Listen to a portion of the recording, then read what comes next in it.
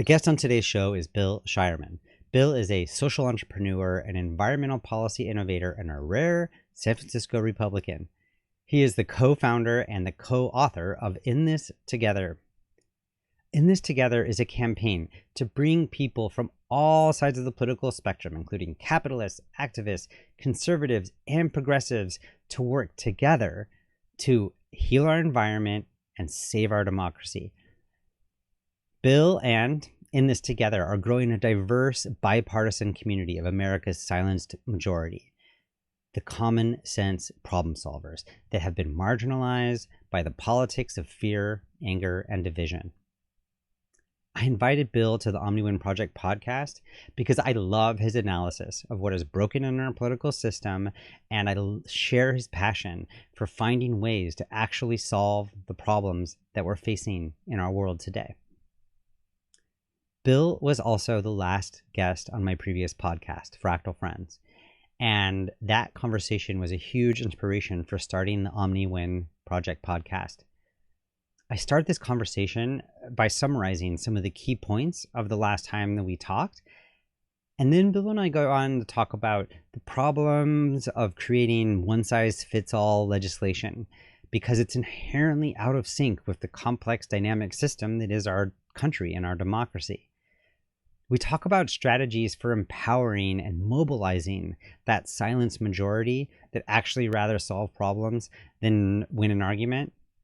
And we talk about what is and what can be possible in a real democracy, a democracy where actual citizens with diverse perspectives participate in thoughtful, deliberative conversations about the most important issues that we're facing. Thank you for listening to the Omni-Win Project.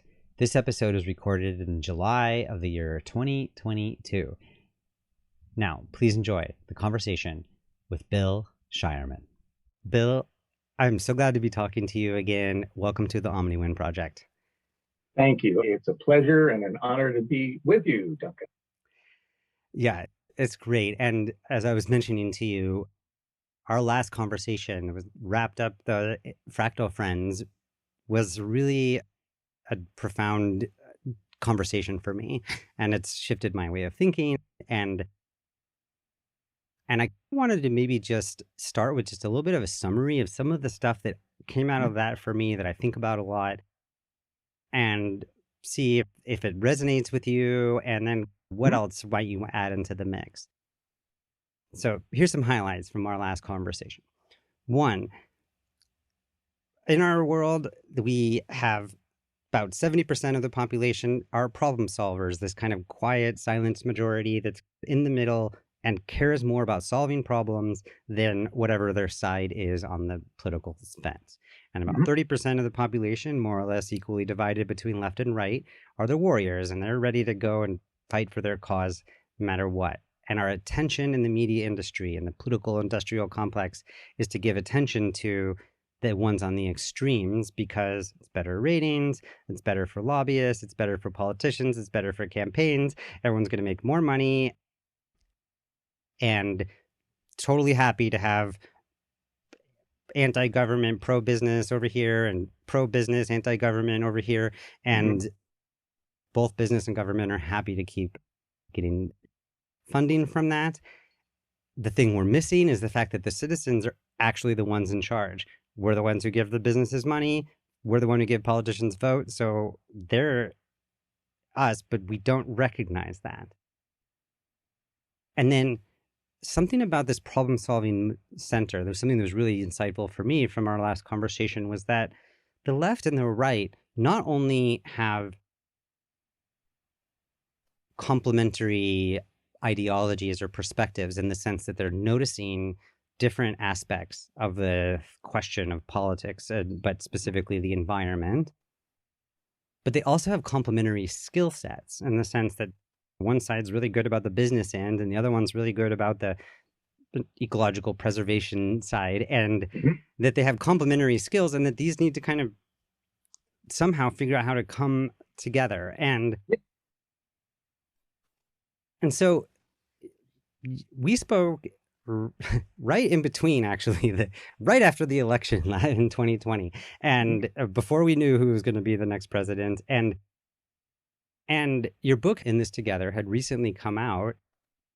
And you have since really been working on trying to get this problem-solving majority to move forward. So I'm curious, how's that going? How is that lifting up that silence majority, and what's unfolded for you in the last year and a half or so?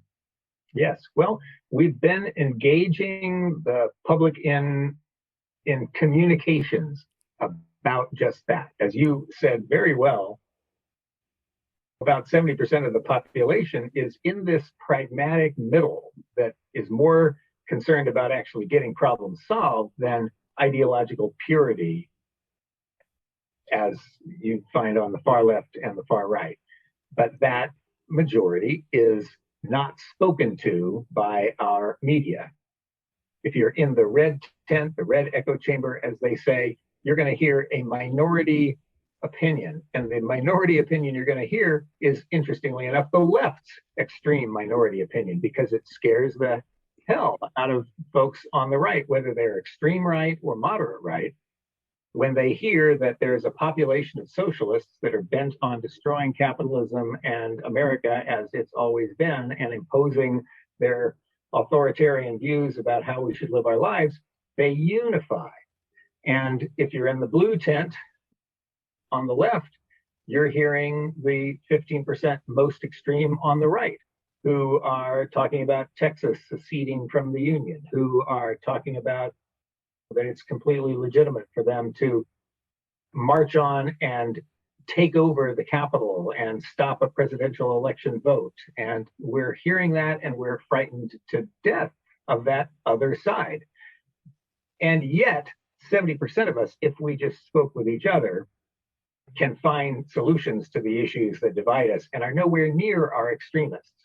So we tested that in several different ways. We tested it with what we called America in One Room. This was a process that was carried out by Stanford University and the University of Chicago, with funding from some of our folks and from Helena Foundation and others.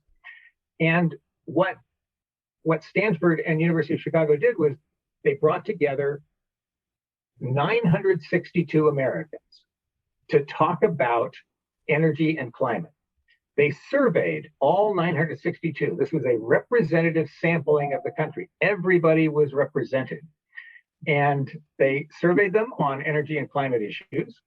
Then they engaged everybody in discussions, 10 or 12 hours of discussions, most of it small group, divided them into groups of about 10.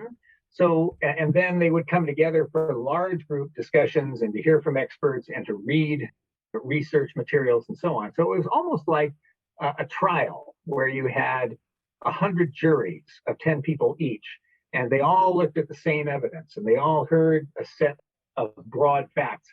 And what we saw happen in that process, 1,000 almost representative Americans, is that the right and the left, the red and blue Americans, both started out at partisan positions, talking points that they had been taught on their media around those issues. And they both moved to fact-based positions. So by the end of this discussion, you had these Americans really agreeing, for the most part, on the facts of energy and climate change, and 70% plus agreeing on solutions. What do we agree on? Well, we agree on lots of clean energy choices. That doesn't conform with the left's notion that we need to be 100% solar and wind, all renewable, all electric by 2030. And it also doesn't go along with the extreme right's prescription that we shouldn't care about climate at all, that it's not a real concern, it's not a significant issue, it's not human caused, or if it is, it's not a big deal. They came together and they said, we like solar, we love solar, we love wind. We also want carbon capture and sequestration. We want to capture the carbon that's out there. We don't think you can just ban fossil fuels of all kinds immediately. We support nuclear power. We support investigation of hydrogen. And we like digital power, that is radical efficiency in what we produce. So they support that. They also support conservation. And this is a really interesting area.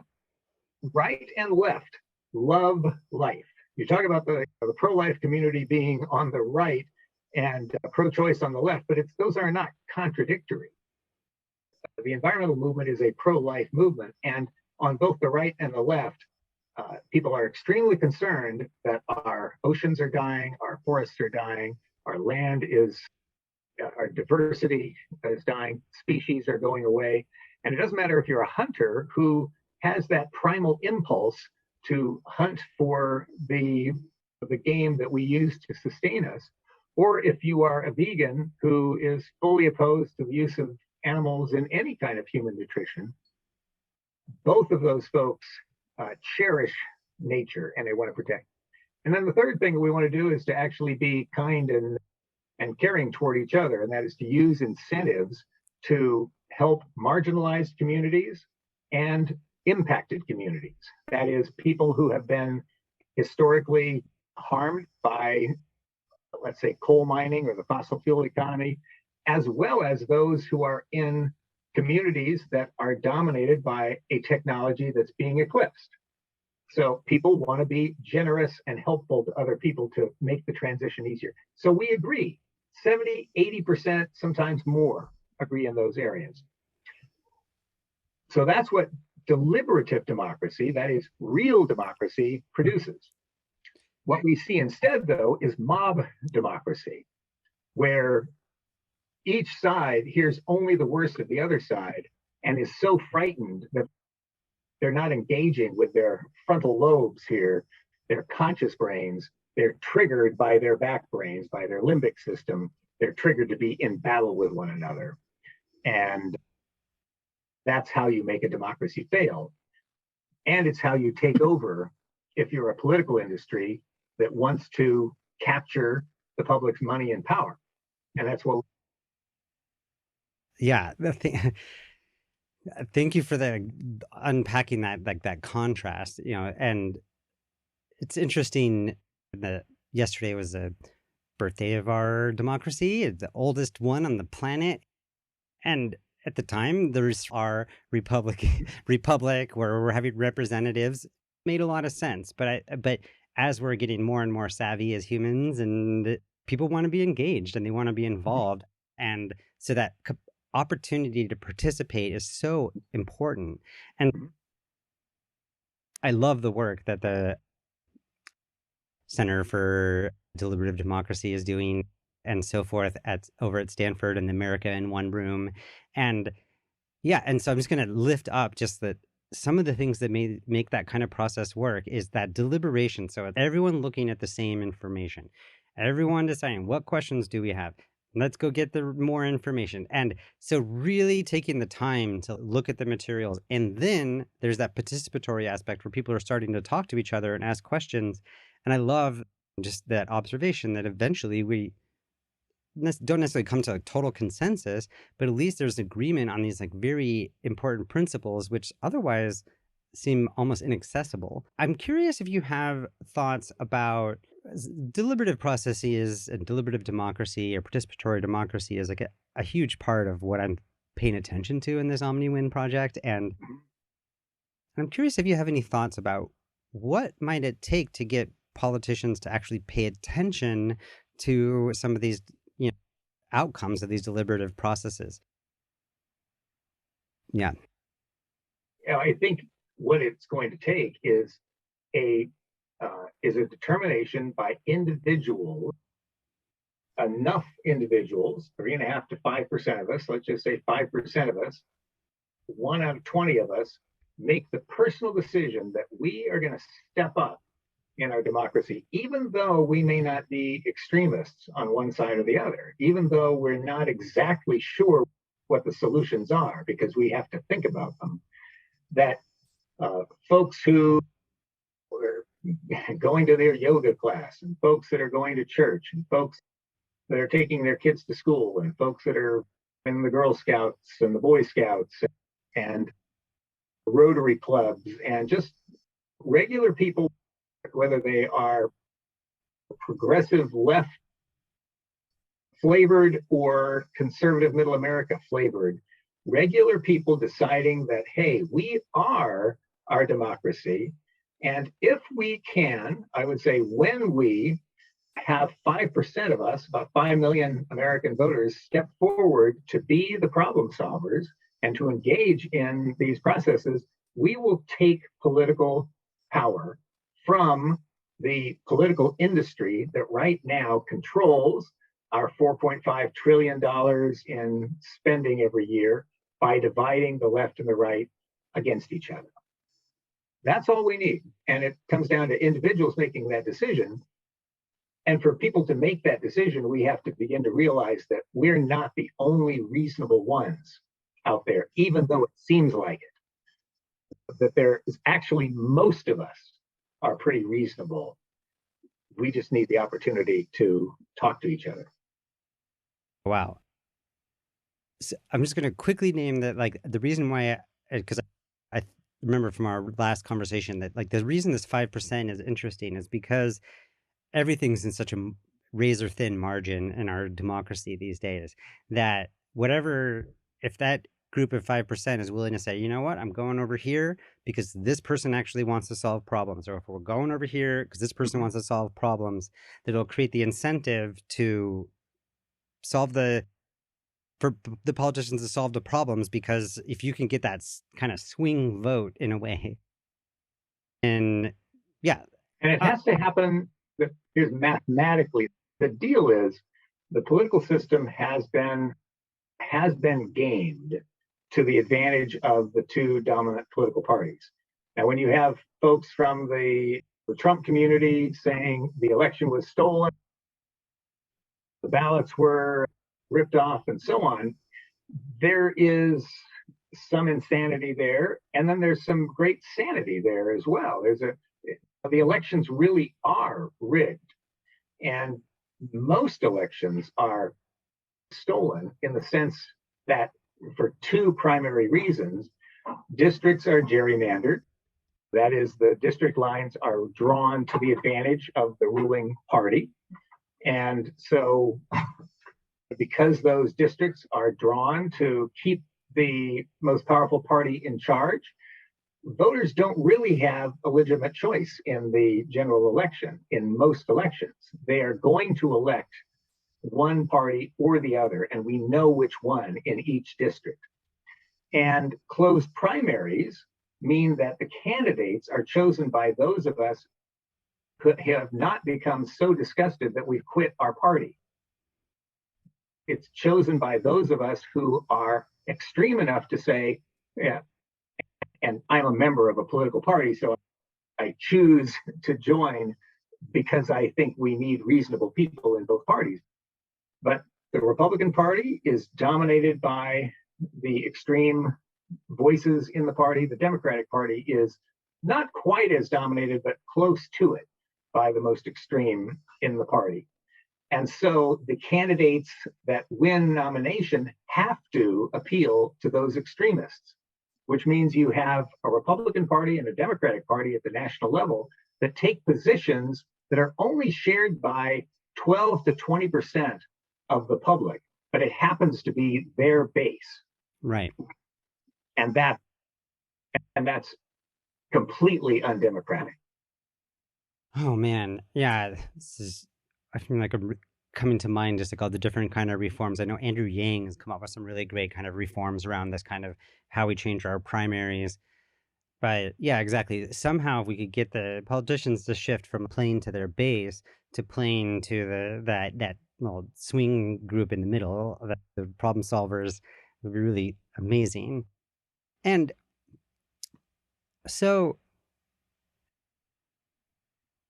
okay, I'm going to follow this thread, but there's like another piece that kind of came up with me. So, but that, so there's a way that folks need to get organized to know that they're doing that in a way. And so I know that like you have all sorts of like pledges. We have the Declaration of Interdependence and climate unity pledge and various things.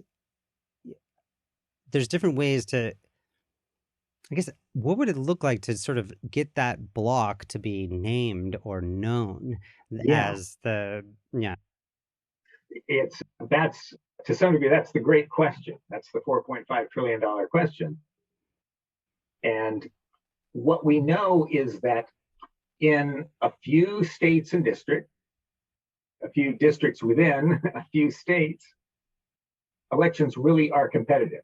And so that's why you have folks going around the country to the 15 states that are purple states that have some close elections, and to the districts that have not been successfully gerrymandered. If we focus our attentions on gathering voters in those districts where races are decided by that 0.5%, 1%, sometimes 2%, and if our voters, if the problem-solving, common sense, pragmatic voters in that broad 70% center are the ones that are making the decision, then, as you say, the politicians have to speak to us and not to the extremes in their party. So that's fundamentally what we need to do.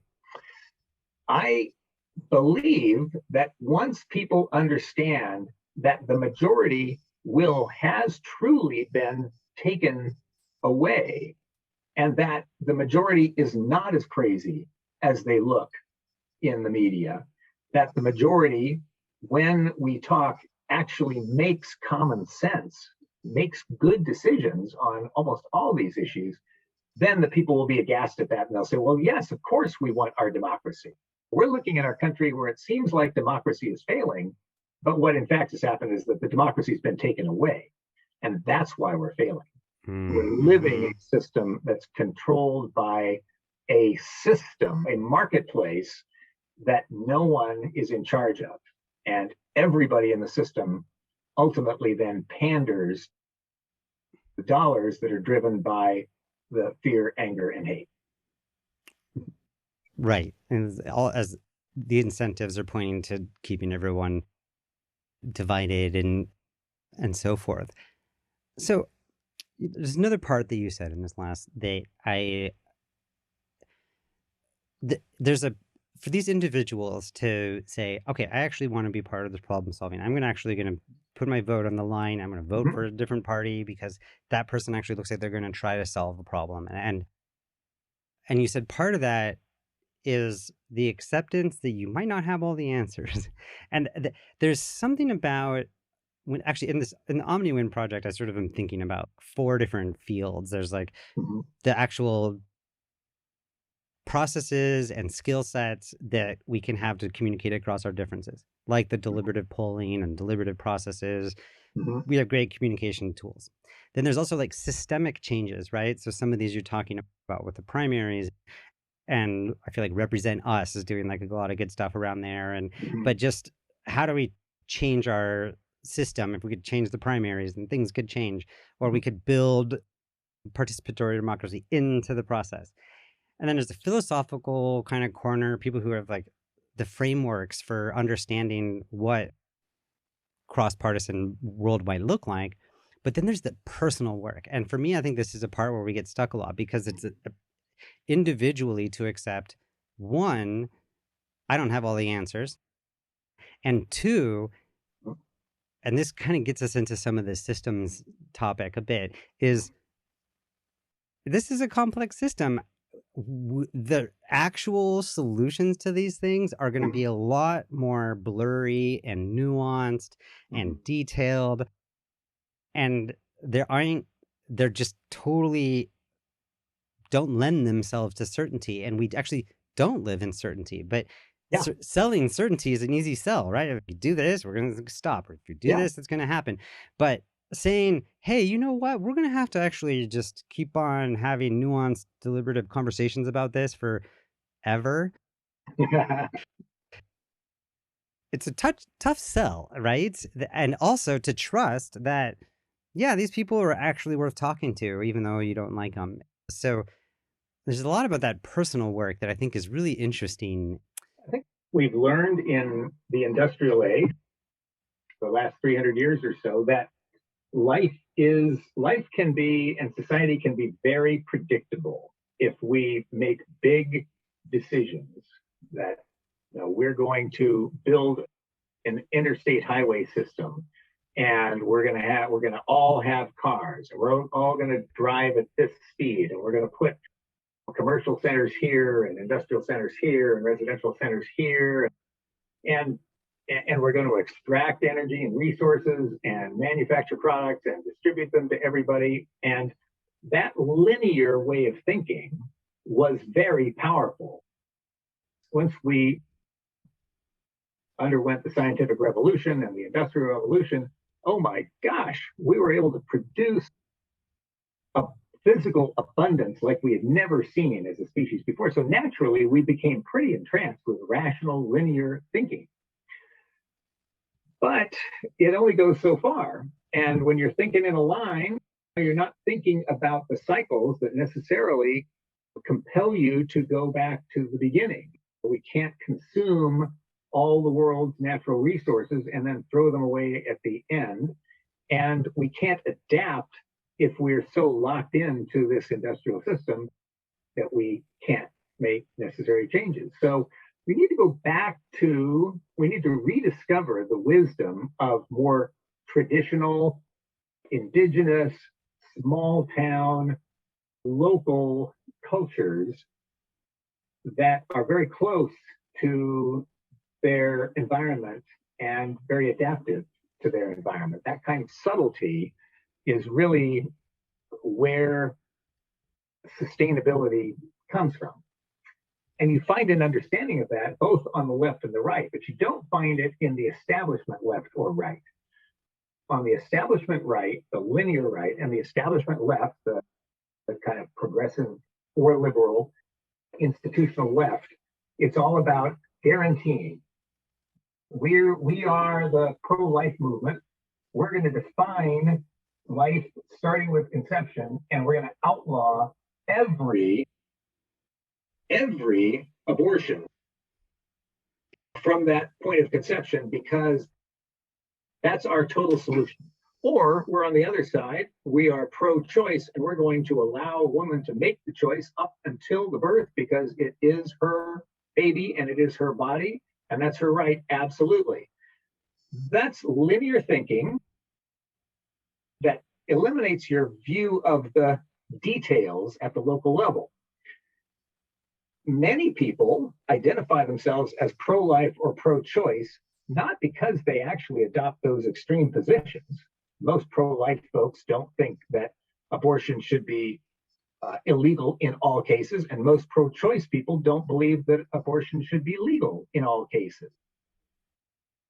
But each one has a passion, and they want to hear their passion validated by others. If you're in the pro-life community, you worry that life is being cheated in our materialistic system and that people are disregarding the miracle of conception. And you want that to be recognized before you start talking about, yes, okay, this woman is in a very difficult position and maybe abortion should be an option for her.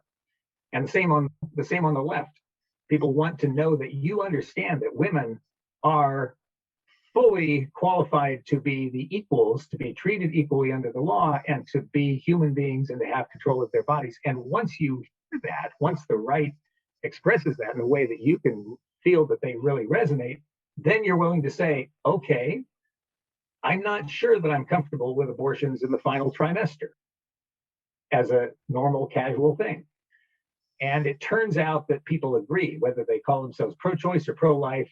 Right in the middle there, you've got a 70% that can agree on solutions to that issue. Same is true for guns, same is true for immigration, same is true for climate and the environment. One of the ways I have come to think about this is that if we, on our mind, we can have a topic, or am I this or am I that? And that is easy to organize into that digital binary code, right? This or that.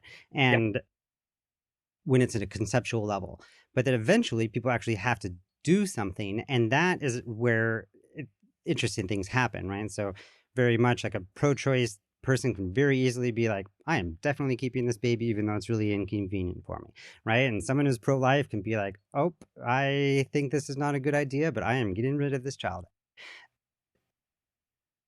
And that's interesting because at one point you're like, this is it this or this, but actually real life is 350 million people making a bunch of decisions day to day, and it's really blurry.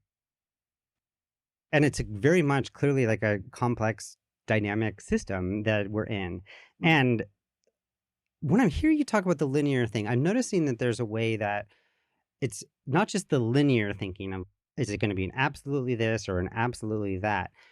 That's part of it. But there's also about trying to make these decisions at a national level, right? Without, as there's like that, taking it to the national level and trying to make one decision for everyone. Yeah. It's problematic. And it's especially problematic in because when we try to get that, let's say, pro-climate bill through Congress or something like that, we end up getting this 700-page document that does 100 other things. And I'm still remembering that the COVID relief bill had the thing about releasing the confidential UFO documents. I feel like that's such a good example, right? Someone was like, if you want me to vote on this, you better declassify the UFO. And then, come on, people, wow, you're really that bad at making this.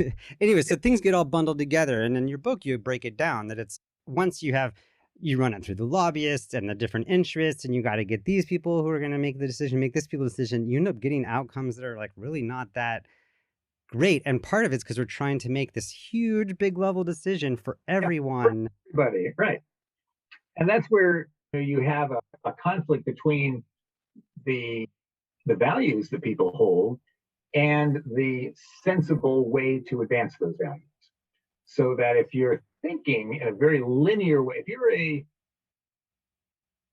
progressive and you're thinking in a very linear way, you might say the Supreme Court has made these horrible decisions recently on abortion, on guns, and on the environment. These decisions that are fundamentally counter to my values as a progressive. And then you might say, well, okay, then we need Congress to step up and impose all of those restrictions on a federal level to everyone. And that makes sense from a linear perspective, except that it was Congress's failure to make decisions on those three issues that led the EPA to stretch the Clean Air Act a little further than the courts could clearly stand behind, and that motivated the courts to finish Congress's sentence on abortion and on guns because Congress wasn't acting. So the courts have stepped in, and originally liberals made the decision on abortion, and conservatives have just recently made the decision on guns, and they're both just legislating through the courts. So if you're progressive and you truly stand for the values of caring for people at the local level, caring for the oppressed, liberating those who have been marginalized, it's still okay to challenge the idea that you should do that at the federal level, the highest level possible. And it's okay to say, maybe it's smarter for us to do that at the community level. Maybe we need to decentralize power more to the community level so that we can make smarter decisions for ourselves in our communities around this. Yeah, it's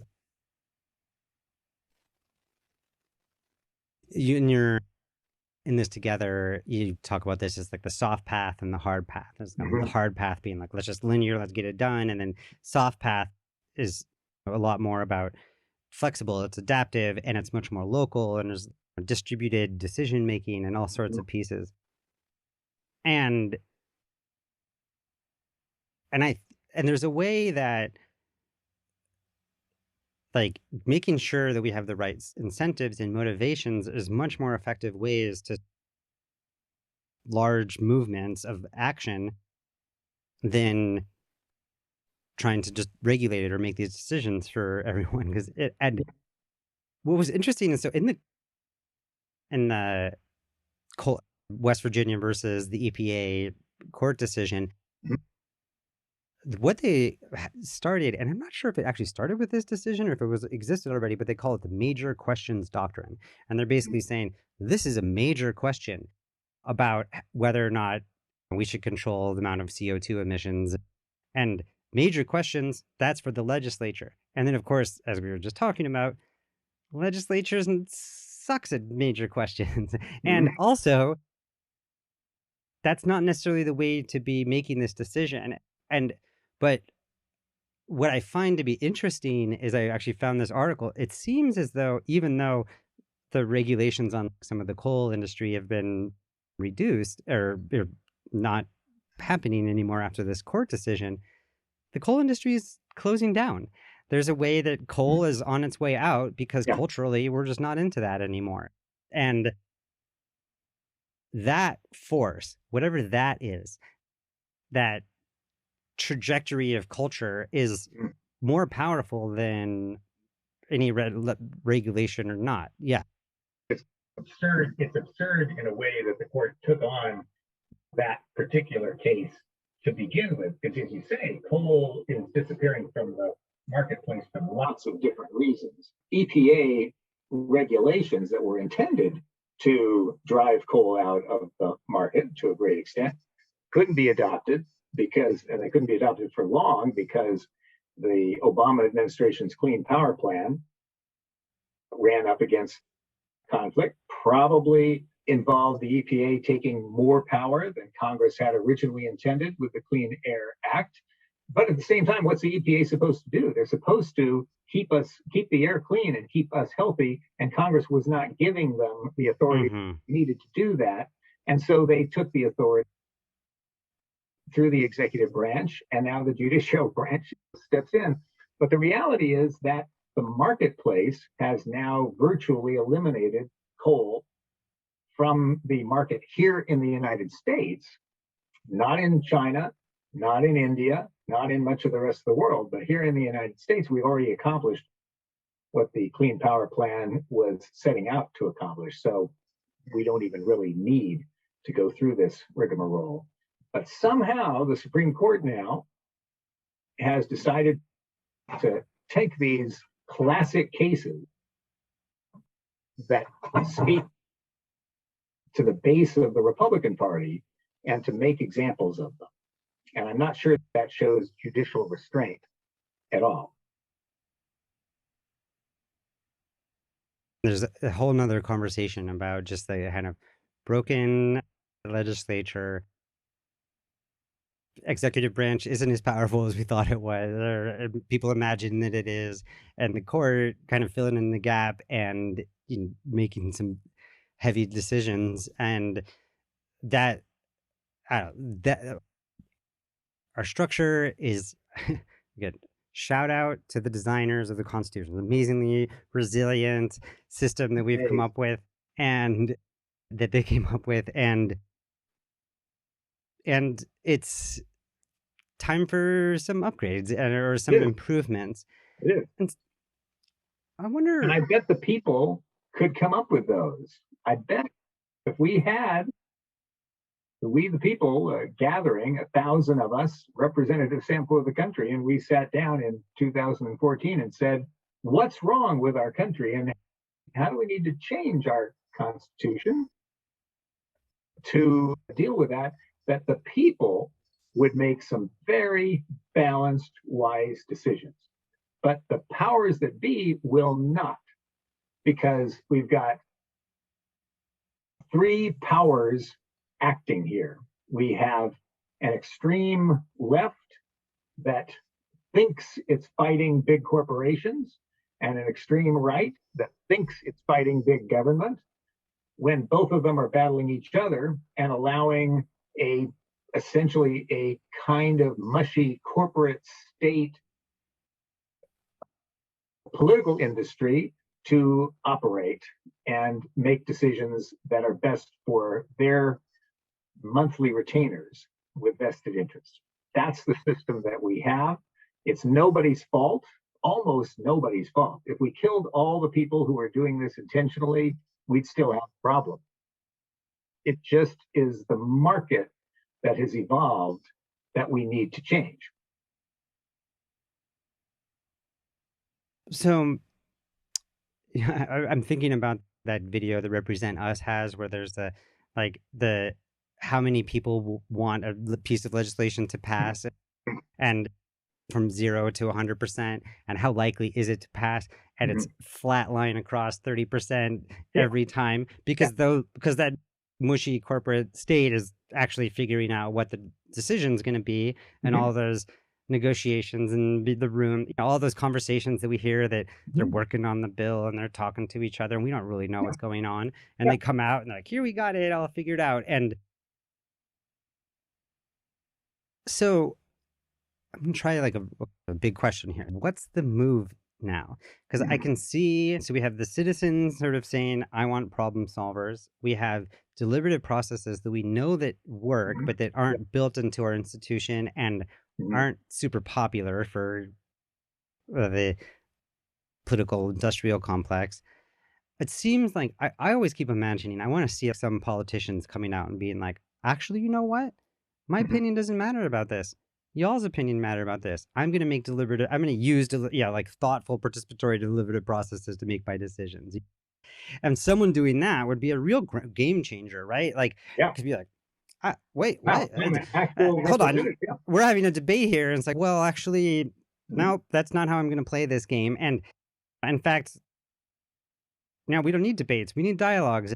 And so, I don't know. There's different strategic ways on how to think about how to make that happen. And then I think that there needs to be more awareness, of course, that these exist, right? Because the America in One Room is great because they really did a good job of documenting it and making it seem really clear. And if folks are interested about that, there'll be links in the show notes. But I guess I don't know, what's the move? Where are you looking right now? Yeah. Well, of course, nobody has the complete solution, and we have to be satisfied with understanding the principles and moving in the right direction. And then the other wonderful thing is that we don't need perfection in the end. We need something that's good enough that it actually gets us to a successful democracy and successful governance. But we should aim for high quality. And so here's some of the ingredients that I think need to come together. First of all, we do need to re-empower the middle 70% of the public. And that means, from a very logical, rational perspective, we need to organize people, particularly in the 15 swing states that have some competitive races. We need to organize a 5% or so portion of the public who step into the lead and decide that they're the ones that should be deciding who gets elected in these contested races, and that commit that they will only vote for problem solvers regardless of what party they're a part of.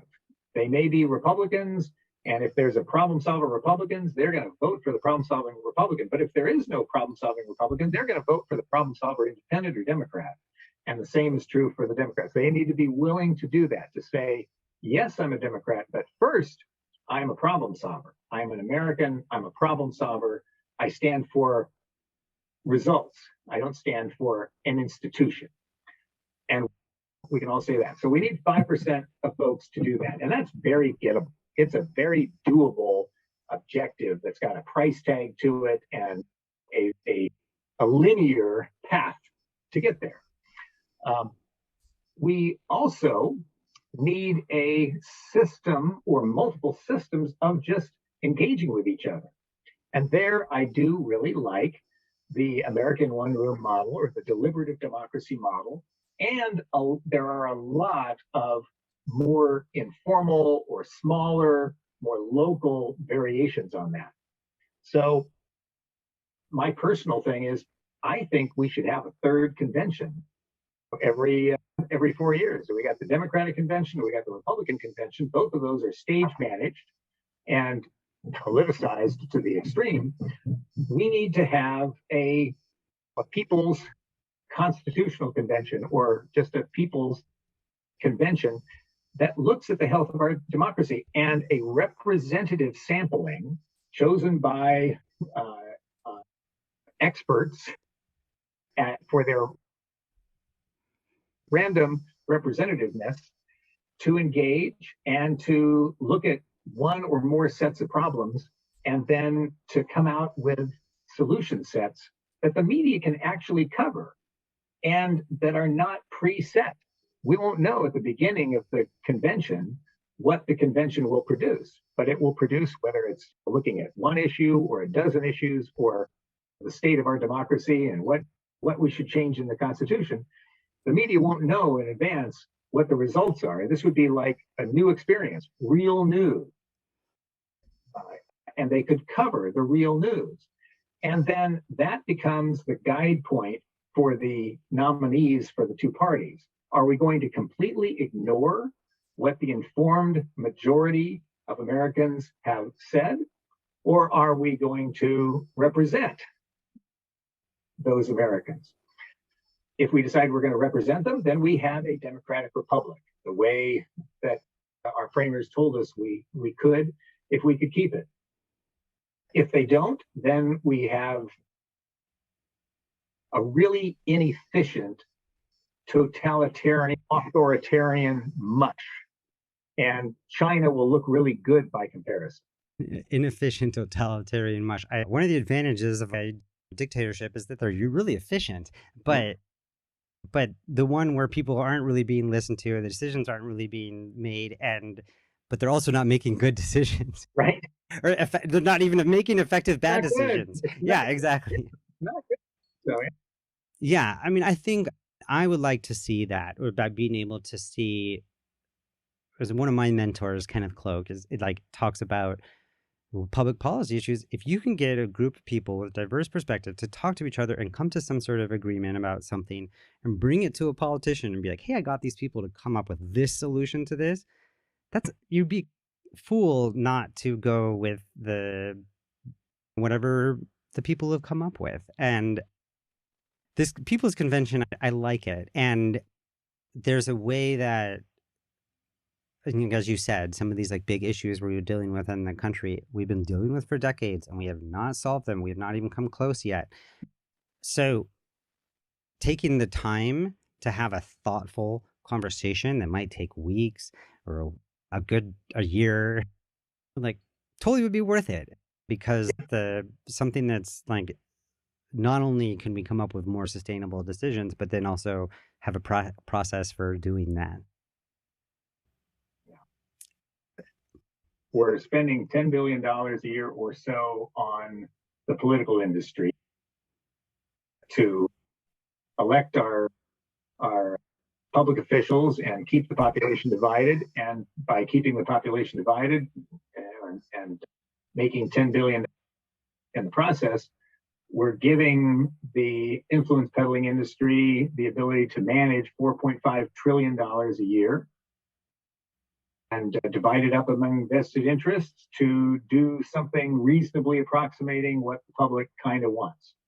So if the public wants a healthcare system, we divide up the money and we hand it out to vested interests that will give us a healthcare system. If we want national security, we will divide up the money and give it to military contractors to give us national security. But it's all so framed by that money trading system that has very little to do with intelligent thought or the people's will, that people feel that they have nothing to do with the lives that they're leading, and that their job is basically to demand things so that Congress will pay vested interests to supply them to them. And that's a tragedy for democracy. We can do better than that. We're smarter than that. We're a lot smarter than the political industry is. Totally. There's a line in the book, I forget who the quote is from, but if we're not doing it, then it's going to be energetically inseminated by special interests. Yeah, that was James Hansen, the nuclear physicist who opposed the cap and trade legislation that Democrats and Republicans had agreed on Democrats had agreed on, and a couple of Republicans were brave enough to support it. But James Hansen was saying this is a sellout, and the environmental community was supporting it because, yes, it was a sellout, but it was our sellout. It was a sellout to the finance sector and to the coal sector and some energy folks here and there. And it was, interestingly, it was a pretty good, impressive. It was impressive that they could pull it together, but it wasn't a solution to climate. Right. It was a way to pass something that would pay off a lot of vested interests to work at it, but not really solve the problem. Yeah. And those are the kinds of things we'll keep on experiencing unless we change it up. Yeah. So last question to ramp up here for the folks that are out there. I'm like, I want to be a problem solver and I want to help us move this forward. Mm-hmm. What actions might you ask them to take? Well, I would say, there's our approach to this, and by our, I mean inthistogetheramerica.org. Come to our site, inthistogetheramerica.org. There are a group of NGOs, 10, really 20 or 30, but about 10 NGOs that we are most enthusiastic about, who are all a big part of the solution. They each are high performance NGOs doing great work in defending democracy and defending real solutions to issues like climate and other challenges. And we're supporting them. So by coming to In This Together America, you can use your name, give your name, designate yourself as a problem solver, and make the pledge that you're going to be supporting problem solving leaders and companies, and we'll give you ways to do that every week. And we hope you will invest your coin, your dollars, in supporting the groups that are doing this amazing work. And what's most important is that they do that work together. That's how a system works. We're trying to create a system here of groups that are good, that are masters at their niches, masters at grassroots organizing, or masters at working inside the Beltway, masters at organizing MAGA voters, masters at organizing progressive voters, and to put these groups together who are dedicated to solutions. And that's how you help. That's one way to help. Wonderful. Bill, I just want to say thank you again for all that you're doing and for putting your hat in the ring here and leaning so hard on this and for so long. So thank you. Yeah. Thank you. I really appreciate your work as well, Duncan. I know that this is a passion area for you too, and it is for so many people. And it's so easy to get exhausted by it and to just decide, I'm just gonna live my life and watch Netflix. And Netflix is a great pastime, but let's actually engage in our democracy and make our kids proud. I love that. Yeah, I think one of the things that comes to my mind is as you make those pledges, tell people that you've done that. I think it's really, I think it would be, I picture someone getting their ballot and being like, hey, everyone, I'm going to vote for people that are really trying to solve problems this year. And I just wanted to say that. And I don't know, there's something about letting people know that this is a different way of thinking. It's so different from what we're used to that will get people's attention. Yeah, it will. Yeah.